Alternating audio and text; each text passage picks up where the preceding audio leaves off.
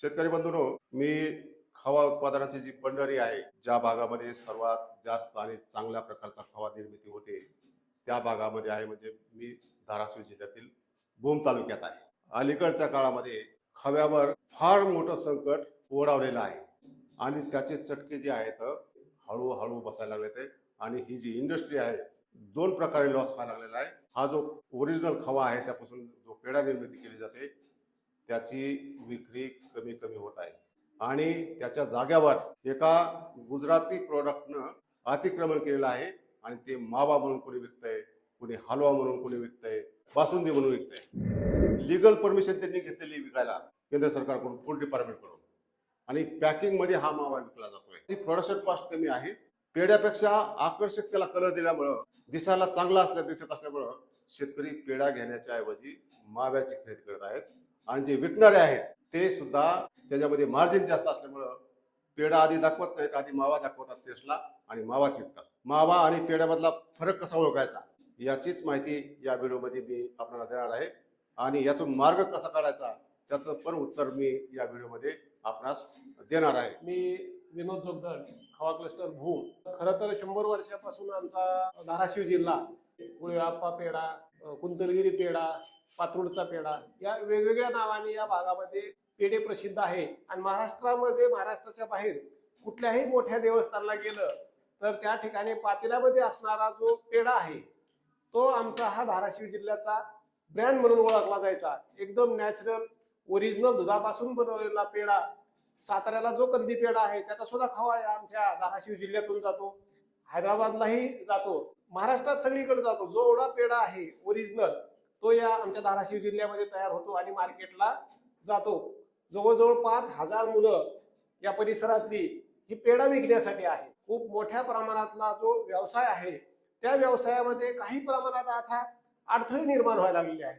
त्याचं कारण असं आहे की ओरिजिनल आमचा खवा पेढा असताना सुद्धा मार्केटला गुजरातवरून येणारा जो मावा आहे, ज्याला आपण कालाकंद म्हणतात, काही जण हलवा म्हणतात, काही जण मिठा मावा म्हणतात, पण त्यांनी काय केलं, अधिकृतरित्या पॅकेजिंग ब्रँडिंग करून महाराष्ट्रामध्ये खूप मोठ्या प्रमाणात 80% पेढा म्हणून तो विकला जातो. परंतु तो ओरिजिनल पेढा नाही. जो आमचा पेढा आहे तो खव्यापासून गोठून साखर टाकून तयार केलेला पेढा हा नॅचरल आणि ओरिजिनल असतो. ह्या दोन्हीमध्ये फरक आहे. मावा वेगळा आणि पेढा वेगळा. तर माव्यामध्ये वेगवेगळ्या प्रकारचं मिश्रण तयार करून जे काही केलं जातं तो मावा म्हणतो. त्याला आपण पानपट्टीवरती गेलं तर तंबाखू मागितली तंबाखू देणार, चुना मागितला चुना, कात मागितला कात. मावा मागितल्यानंतर काय होतं, सगळं मिश्रण हे सगळे एकत्र करून त्या ठिकाणी त्याच्यावरती शेंट मारून, पाणी मारून घुसळून देतात. तो झाला मावा. तशाच पद्धतीनं या गुजरातमधून जो महाराष्ट्रामध्ये 80% खव्याच्या रूपाने विकला जातो किंवा कलाकंद, कुंदा, मिठाईच्या नावाने विकला जातो, त्यामुळं जो ओरिजिनल पेढा आहे पारंपरिक पद्धतीने बनवलेला त्याचं मार्केट मात्र आता वरवर कमी होतंय. हा जो गुजरातवरून लक्झरीच्या गाडीमध्ये, प्रत्येक लक्झरी गाडीमध्ये जर डिगीमध्ये बघितलं तर सर्रास प्रत्येक जिल्ह्यामध्ये, प्रत्येक तालुक्यामध्ये हा मावा आता पोचलेला आहे. त्याच्यावरती पॅकेजिंग वरती त्यांनी काय केलेलं आहे की वरती लिहिलंय इडलीबल ऑइल टाकलेला म्हणजे पाम तेल टाकलेलं आहे, पावडर टाकलेली आहे, मैदा टाकलेला आहे, इसेन्स वापरलेले आहेत, हे त्यांनी लिहिलेलं आहे. एक विनंती असेल ग्राहकांना सुद्धा की खरेदी करत असताना त्याच्यावरती जे लिहिलेले घटक आहेत ते घटक पाहून खरेदी करा.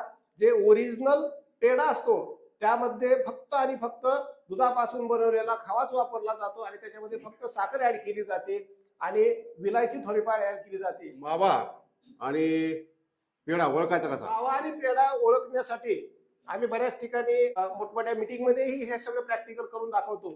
तर हे 2 काचेचे ग्लास आहेत, यामध्ये आपण पाणी घेऊ आणि पाणी घेतल्यानंतर एकामध्ये जो गुजरातहून आलेला कलाकंद म्हणतात, मावा म्हणतात, कुणी हलवा म्हणतात, एका ग्लासमध्ये ते टाकू आणि एका ग्लासमध्ये आपण या ठिकाणी तयार झालेला ओरिजिनल पेढा. दोन्ही गोष्टी तुमच्या समोर प्रॅक्टिकल कसे होतात ते सांगतो, त्यानंतर काय घडतंय ते सांगतो. आता आपण पाणी टाकू. पाणी टाकले. आम्ही एका दुकानामधून मावा खरेदी करून आणलेला आहे. तो मावा कसा दिसतो तुम्हाला मी दाखवतो. पेढ्यापेक्षा जरा थोडा आकर्षक दिसतो आणि दुकानदार टेस्ट द्यायला आधी ही मावाच तुमच्या हातावर टेकवतात. असं रवाळ मस्त दिसतंय. रवाळ यासाठी दिसतोय की याच्यामध्ये पीठच आहे. मैदा म्हणजे काय, पीठच आहे ना, म्हणजे खायचा रंग मिसळलेला आहे. त्यामुळे कंदी पेढ्यासारखं दिसतंय हे. की आपला जो ओरिजिनल पेढा आहे किंवा खवा आहे, खाताना किंवा वास जर घेतला तर विशिष्ट असा सुगंध येतो. त्याच्यामध्ये तुपाचं प्रमाण असतं. याच्यामध्ये मात्र बाकीचं पीठ टाकलेलं असतं, इडली बनवायला असतं. आणि तेलाच बरोबर मार्केटमध्ये सध्या वेगळ्या प्रकारचे विशेष मिळतात. म्हणजे पेढ्यासारखा वास येणारं एक तेल ह्याच्यामध्ये टाकलं जातं. त्यामुळे तुम्हाला पेढ्यासारखा खाताना चव लागते किंवा वास येतो. हा मावा मध्ये एकामध्ये मिसळू आपण. आता एक चमच्याभर ते टाकतायत. मावा टाकलाय आणि ह्याच्यामध्ये एक पेढा टाकलाय. तर हे थोडं आता बारीक करून घ्यायचं, हे चमच्याने फिरवून. हे सगळं विरघळलं ह्याच्यामध्ये. याच्यामध्ये 2 चमचे मावा टाकलाय मावा टाकलेला आहे आणि 2 चमचे ही पेढा टाकला ओरिजिनल. पाण्यामध्ये विरघळण्यासाठी आपल्याला हलवायचं. हे सगळं आणखी विरघळलं नाही तुमचं, ते हे गाळच राहतो खाली, विरघळत नाही. ते नाही विरघळत. पेढा जसा पूर्ण विरघळत होतं तसं नाही, विरघळत हे नाही. विरघळत नाही. आता हा? याच्यामध्ये हे आलं, याच्यामध्ये हे जे आहे तो समजलं? रवा आला, रवा. हे रवा आहे का? हा रवा आला, हा विरघळत नाही, हा असाच राहतो शेवटपर्यंत. आता ह्याच्यामध्ये तुम्ही पहा, दूध तयार झालं त्याचं. दूध तयार झाले. ह्याचं मावा जो आहे, हा मावा विक्रीसाठी स्वस्त का पडतो. आणि दुसरी गोष्ट अशी आहे, याला फूड डिपार्टमेंटने परमिशन दिलेली आहे. मग ही मिठाईमध्ये सुद्धा मिसळलं जात असेल, पेढा म्हणून विकला जात असेल. गुजरातवरून ज्यावेळेस येतं त्यावेळेस त्याच्यामध्ये काय होतंय, हे पॅकिंग मध्ये येतं, बॉक्स पॅकिंग मध्ये येतं. एकदम चांगल्या पद्धतीचं त्याला ब्रँड दिलेला असतो, पॅक केलेला असतो. आणि ज्यावेळेस आपण पाण्यामध्ये 2 चमचे टाकल्यानंतर हे जर आपण असं कालवलं तर ह्याच्यामध्ये हा जो वरती दिसतोय हे दूध नाही, हा कलर आहे. या ठिकाणी चॉकलेटी कलर आहे, हे ह्याच्यात दूध नाही. तर इथं जे आहे आणि खाली जो या ठिकाणी शिल्लक राहिलेला आहे, गाळ. तो गाळ जो शिल्लक राहिलं तो आहे रवा. त्या रवा मिक्स असतो, त्यांनी त्या बॉक्स वरती पण लिहिलंय की रवा मिक्स आहे. आणि हे वरती जे तेल तवंग आलेलं आहे हे तूप नाही, तर हे आहे इडलीवल ऑइल, म्हणजे पाम तेल आहे. त्यांनी त्याच्यावरती लिहिलंय बॉक्स खाद्यतेल. आम्ही पाम तेल वापरतो, खाद्यतेल. खाद्यतेल. तर आता या ठिकाणी आपण हा जो प्युअर आपण धाराशिव जिल्ह्यामधला जो खवा पेढा आहे, तो पेढा याच्यामध्ये 2 पेढे आपण टाकले, दोन्ही सारखेच घेतले, एकाच टायमाला घेतले. तर या पेढ्यापासून आपलं ओरिजिनल दूध तयार होतं.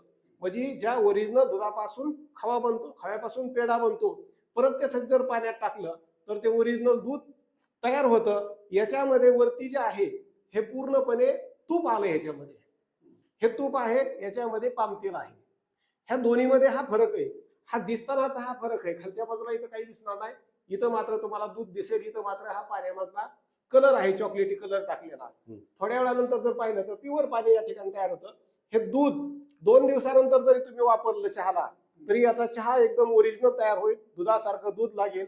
या ठिकाणी हे पिऊ पण वाटत. खवा तयार करतो त्याच्यामधून रोजगार निर्मिती किती होत असेल, किती पैसे शेतकऱ्याकडे येत असतील किंवा व्यापाऱ्याकडे येत असतील? तर धाराशिव जिल्ह्यामध्ये जवळजवळ 60 ते 70 टन रोजचा खवा तयार होतो आणि 25 ते 30 टन पेढा तयार होतो. हा दिवसाचा व्यवसाय झाला. या ठिकाणी जवळजवळ 500 ते 600 माणसं खवा निर्मितीमध्ये उद्योग करतात.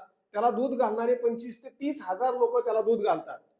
आणि पेढ्यामध्ये जर पाहिलं तर 5 ते 6 हजार मुलं ह्या भूम परिसरातली पूर्ण महाराष्ट्रामध्ये जिथं जिथं देवस्थानला पेढा विक्री केली जाते, पेढा विक्रीचा व्यवसाय करतात. म्हणजे प्रत्यक्ष पाहिलं तर या ठिकाणी 40 ते 50 हजार लोकांना या परिसरामध्ये फक्त खवा आणि पेढ्याच्या व्यवसायातून रोजगार मिळतो. एवढी ही मोठी इंडस्ट्री आहे.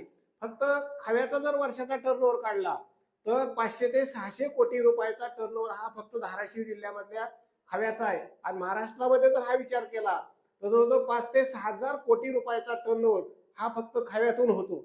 मिठाईतून होणारा टर्नओव्हर वेगळा, मिठाईच्या दुकानातून होणारा टर्नओव्हर वेगळा. ही खूप मोठी इंडस्ट्री आहे. त्यांनी पॅकिंग मध्ये आणलंय, लिगल आणलंय त्यांनी मावा. मग तुम्हाला यातून मार्ग काढायचा असेल तर तुम्हाला काय करावं लागेल? गुजरातून येणारा जो मावा आहे ह्याला कोणी कालाकंद म्हणा किंवा हलवा म्हणा, वेगवेगळी नावं देतात. पण या ठिकाणी ह्यांनी त्यांच्या बॉक्सवरती स्पष्ट लिहिलंय, ह्याच्यात आम्ही इल्डिवल ऑइल वापरतो, ह्याच्यामध्ये मैदा वापरतो, ह्याच्यामध्ये इसेन्स वापरतो, ह्याच्यामध्ये कलर वापरतो. तसं आपण जो आता पेढा तयार करतो नॅचरल, तर या पेढ्यामध्ये आता जरी पाहिलं तर याचा चहा केला तर 1 नंबर चहा होणार. एकदम दूध दिसतंय, हे या ठिकाणी पाण्यामधला कलर दिसतोय, दुधाचा थोडाही अंश नाही. मग ग्राहकांनी सुद्धा घेताना काळजीपूर्वक ह्या 2 गोष्टी बघणं गरजेचं आहे.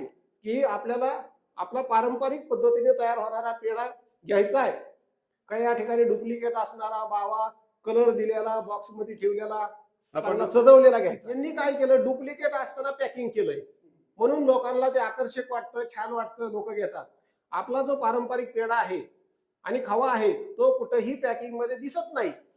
तर माझी सर्वांना एक विनंती असेल की जे ओरिजिनल करतात त्यांनी पॅकिंग ब्रँडिंग करणं गरजेचं आहे.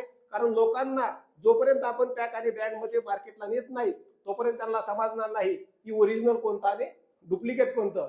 त्या ठिकाणी सर्वांनी एकत्र येऊन या खव्याचं पॅकिंग करणं गरजेचं आहे. मी असं ऐकलंय खव्याचं मार्केटिंग करणार आहे ते मार्जिन जास्त मिळण्यासाठी अर्धा खवा ओरिजिनल अर्धा मावा असं मिक्स करून सुद्धा वेगळ्या भागामध्ये विकतात. हा एक पहिला मुद्दा झाला. आणि ज्यावेळेस आपण ही पेढे विकणारे असतात त्यांच्या काउंटरवर गेलं त्याची चव घेऊन किंवा पाहून या दोन्ही मधला फरक ओळखता येईल का? चवीमध्ये काय होतंय, जो डुप्लिकेट आहे त्याला माणसं ओरिजिनल करण्यासाठी त्याला इसेन्स वापरतात, कलर वापरतात, त्याला सुगंधी बनवतात. त्यामुळे लोकांना खाताना कळत नाही की ह्याच्यामध्ये काय टाकलंय. पण हा जर ओरिजिनल पेढा आहे, ओरिजिनल खव्यापासून बनवलेला, हा जर तुम्ही पाव किलो जरी खाल्ला तरी कुठलाही त्रास होणार नाही. त्यामुळं ग्राहकांनी सावध होणं गरजेचं आहे. कारण काय होतंय की त्यांना जर या ठिकाणी 150 रुपयाचा मिळणारा मावा जर 600 रुपये किलोने विकत असेल तर ते विकणार. कारण या ठिकाणी हा 300 रुपये किलो तयार होणारा जर ओरिजिनल पेढा 400 रुपयाने विकायचा असेल, याच्यात 100 रुपये राहतील, याच्यात 500 रुपये राहतील. मग व्यापारी काय करणार आहे, त्यांना जे मार्जिन आहे ते विकणार आहे. पण ग्राहकांनी मात्र आता सावध होणं गरजेचं आहे की आपल्या आरोग्याला कोणतं चांगलं आहे हे ओळखणं गरजेचं आहे. मिठाईवाले जर ही मावा मिक्स करून जर मिठाई तयार करत असतील ती मिठाई खावी का नको हा मोठा प्रश्न आहे. आणि असा जर अविश्वास ग्राहकामध्ये निर्माण झाला तुमचा ओरिजिनल पेढा स्वतः कोणी घेणार नाही, पुन्हा म्हणतील हे मिक्सिंग आहे. हाडाचं जर आजार जे निर्माण झाले, दुधाचं प्रमाण कमी असल्यामुळं खाण्यामुळं लहानपणापासून प्रमाण कमी झालं खाण्याचं. कारण का सतत लोकांनी दुधात भेसळ आहे, खव्यात भेसळ आहे, पेढ्यात भेसळ आहे असं सतत एक निगेटिव्ह चर्चा केल्यामुळे काय झालं, हा जो भेसळीचा शब्द माणसाच्या डोक्यामध्ये बसला. त्यामुळे ओरिजिनल खायचंही माणसं बंद करायला लागली. परंतु ओरिजिनल ओळखणं गरजेचं आहे आणि खाणंही गरजेचं आहे. डुप्लिकेट ओळखणंही गरजेचं आहे आणि खाणं बंद करणं गरजेचं आहे. या ठिकाणी बघा दोन्हीमध्ये जर आपण पाहिलं, या ठिकाणी वरच्या बाजूला तूप आलंय आणि या ठिकाणी तेलाचा अंश दिसतोय.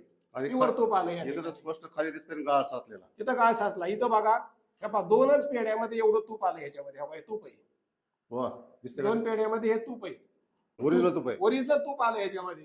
मग ह्याच्यामध्ये काहीच नाही, तेल याच्यामध्ये दिसतंय, तेल तेलाचा थेंब आहे. तेलाचा थेंब दिसतोय. या खव्यामध्ये 30% फॅट असतं. फॅट म्हणजे तूप असतं आणि याच्यामध्ये स्पष्ट लिहिलंय इडलिबल ऑइल म्हणजे पाम तेलाचा वापर केलेला आहे.